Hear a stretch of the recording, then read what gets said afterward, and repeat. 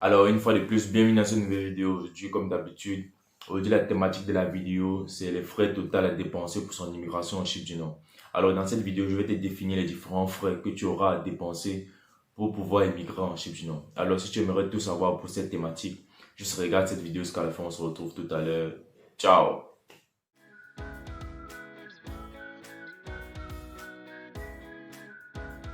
Nous sommes de retour. Alors, comme je le disais dans cette vidéo, la thématique de la vidéo sont les frais total à dépenser pour son immigration en Chine du Nord. Alors, dans cette vidéo, on va définir les différents frais que tu vas dépenser pour ton immigration en Chine du Nord, que ce soit la scolarité, le logement, le billet d'avion, etc. Alors, si tu es nouveau sur ma chaîne YouTube, n'hésite pas à t'abonner, à activer la notification pour être toujours notifié quand je publie une nouvelle vidéo. Et aussi activer la notification pour être toujours notifié quand je publie une nouvelle vidéo. Et partager les vidéos, mais laisser un pouce bleu. Alors, si tu es nouveau sur ma chaîne YouTube, moi c'est Franck pour le jeune abonné en Chine du Nord. Sur ma chaîne YouTube, je développe le sujet de l'entrepreneuriat, du business et des études en Chine du Nord. Alors, make sure to subscribe. Sans plus tarder, on va se lancer dans la thématique de la vidéo.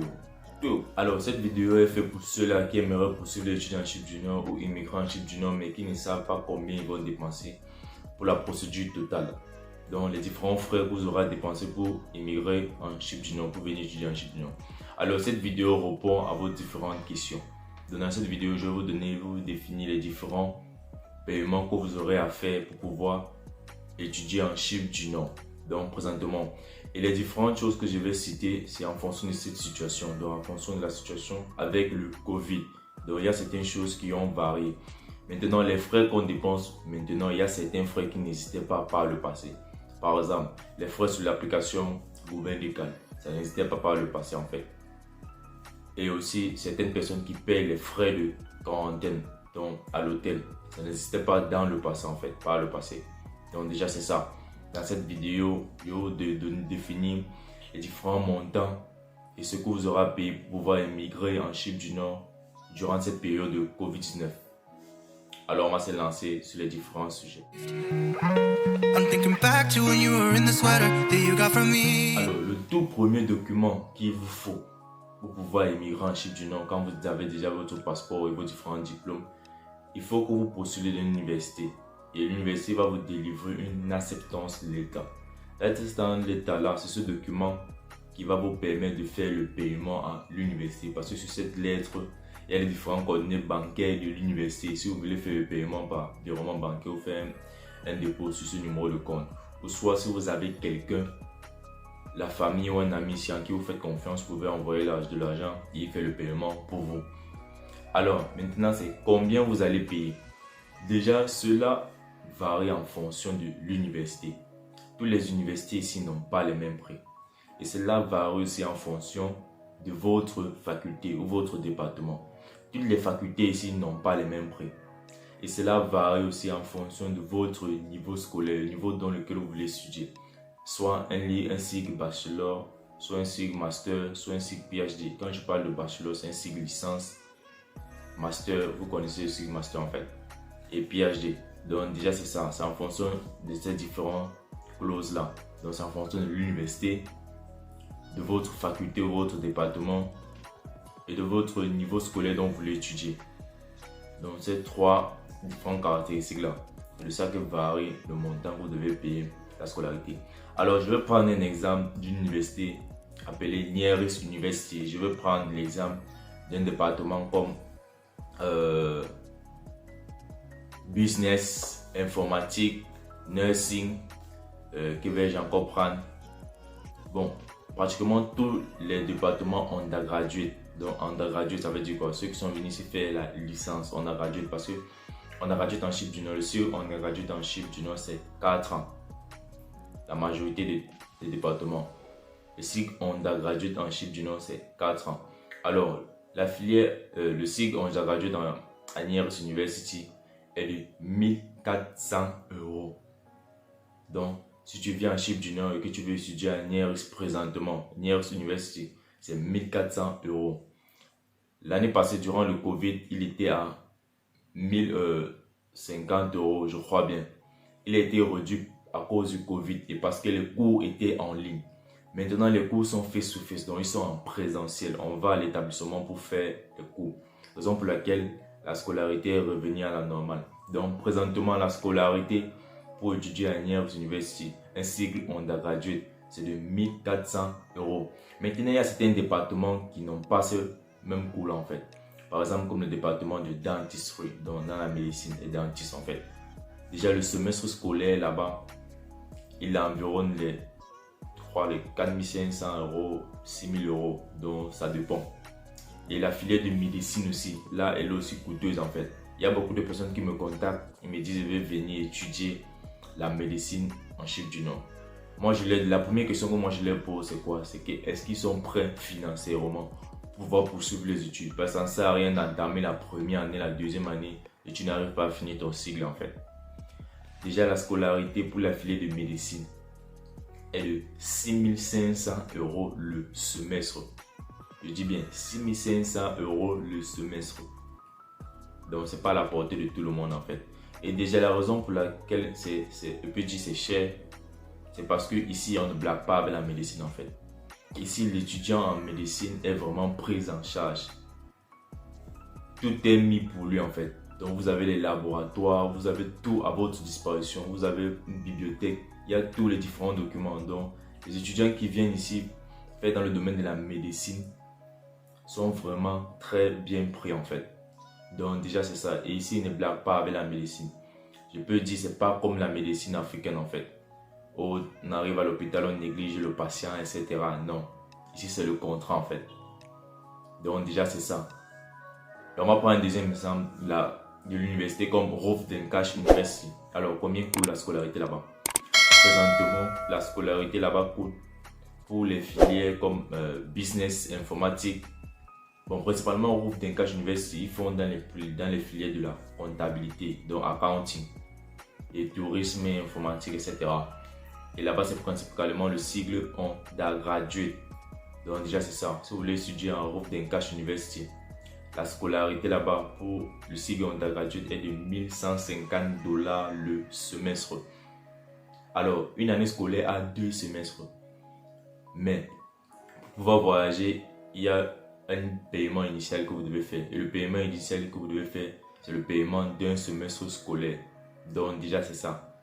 Donc la scolarité à Rouf Denkash University que vous devez payer pour pouvoir voyager, c'est le premier paiement initial qui est de 1150 $. De même chose à Nieris. Si vous voulez voyager, il vous faut faire un paiement initial de 1400 €. Donc, ce sont les différents frais de la scolarité que vous pouvez dépenser en fonction de vos universités. Alors, on va prendre la troisième université qui est une université comme CIAU, Cyprus International University. Principalement, le paiement initial que vous devez effectuer avant de pouvoir voyager pour la Chine du Nord, parce qu'on paye la scolarité avant de voyager. Parce qu'il y a certaines personnes qui me posent cette question. Est-ce que c'est obligé de payer la scolarité avant de voyager? C'est obligatoire en fait. Vous ne pouvez pas voyager tant que vous n'avez pas payé la scolarité. Déjà, c'est lorsque vous payez la scolarité avec la lettre d'acceptance que la deuxième lettre est délivrée, qui est la lettre d'admission. Et sans cette lettre, c'est impossible de voyager. Donc déjà, c'est ça.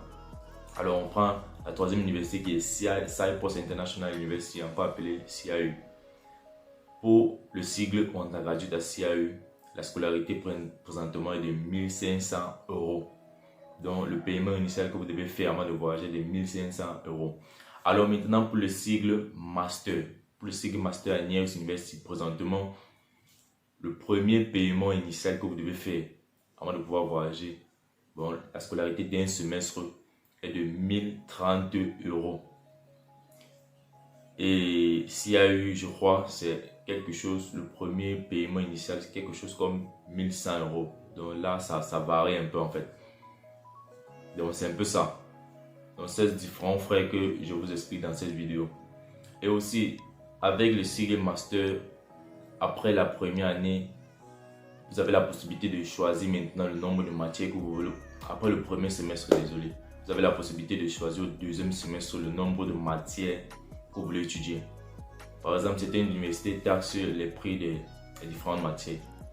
Je ne maîtrise pas trop les prix, mais c'est environ les 300 €, 350 € le coût de la matière. Donc maintenant, c'est ça. Et à la fin, vous allez faire la thèse en fait. Donc il y a aussi les cours pour la thèse à la fin. Donc déjà c'est ça c'est pour le cycle master. Alors là, on venait de parler de la scolarité, donc les frais de la scolarité que vous aurez à dépenser pour pouvoir voyager en Chypre du Nord. Alors maintenant, on va aller sur le logement. Donc, stay tuned.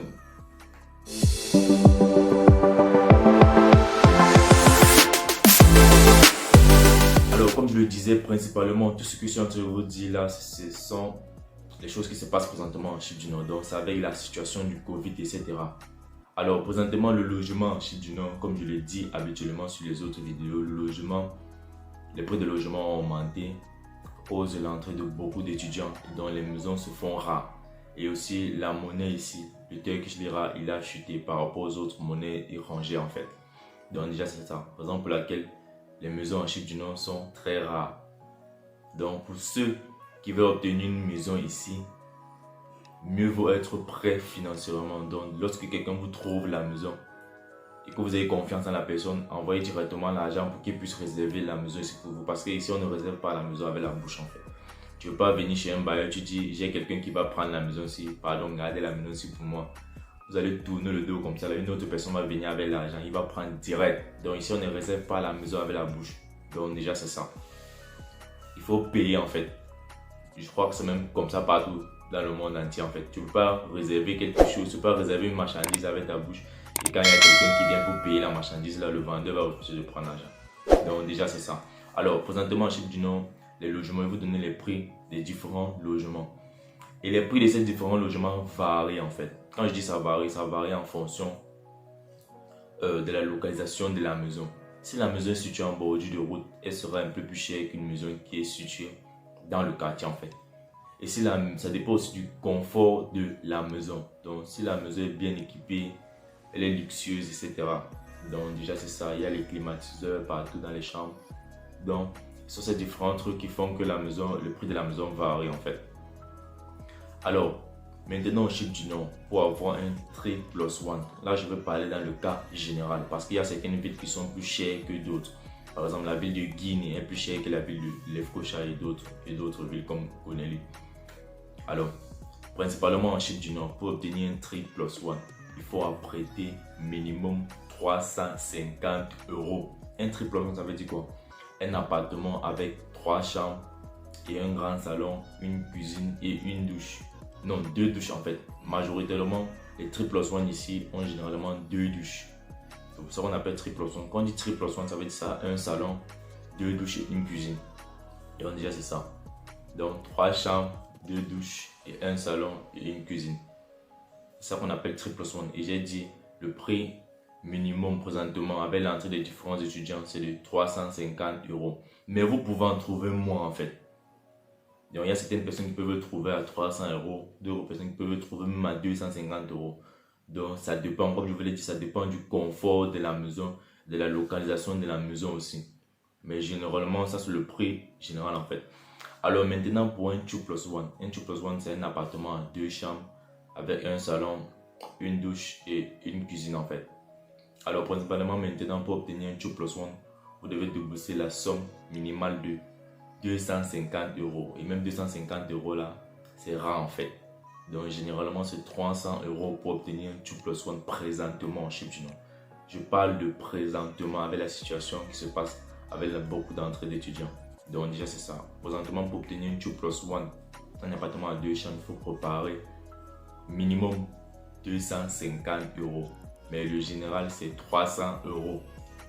Alors pour obtenir un 1+1, 1+1 ça veut dire quoi? C'est un studio. Donc une chambre et un petit salon. Alors pour obtenir un 1+1, il faut débourser minimum 200 € principalement en Chypre du Nord.